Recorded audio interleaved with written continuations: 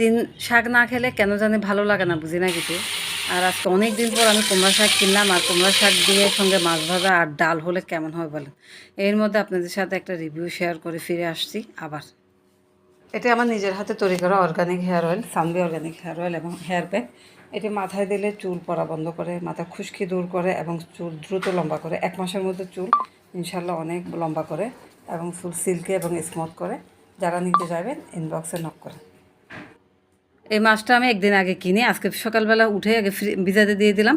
তারপর এটাকে একদম ভালো করে পরিষ্কার করে নিই, কারণ সেদিন যেদিন কিনলাম সেদিন আর সময় পাই না কোনোভাবে কুটে একটা ধোয়া দিয়ে ফ্রিজে রেখে দিই। তো আজকে ভালো করে মাছের ভিতরে টিতরে পরিষ্কার পরিচ্ছন্ন করে মাছটাকে ভালো করে ধুয়ে নিলাম, কারণ আজকে আমি মাছ ভাজা খাবো।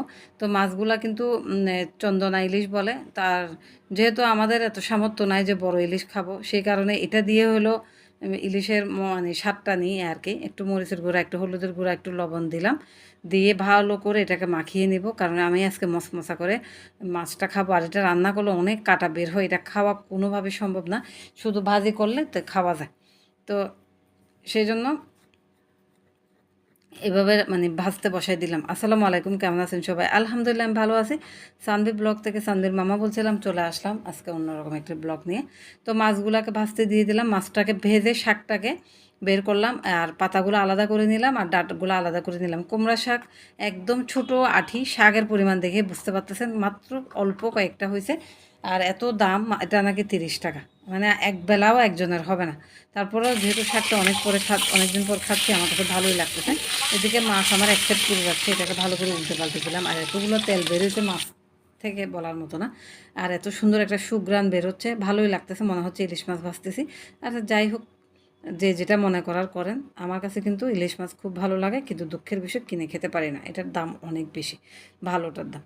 এদিকে আমি ডাটা আর একটা আলু কেটে নিলাম, আর শাকের পাতাগুলো আলাদা করে কেটে নিলাম ছোট ছোট করে, কারণ একটু আলাদা করে আগে আগে ডাটাগুলো দিয়ে ফেলবো। সেই জন্য এখানে রসুন দিলাম তেলের মধ্যে, ডাটা আর হচ্ছে আলুটা আগে দিয়ে দিলাম, কারণ এটা একটু সিদ্ধ হওয়ার পরে তারপর আমি পাতাটা দিব। ভালো করে উল্টে পাল্টে ঢাকনা দিয়ে রেখে দিলাম।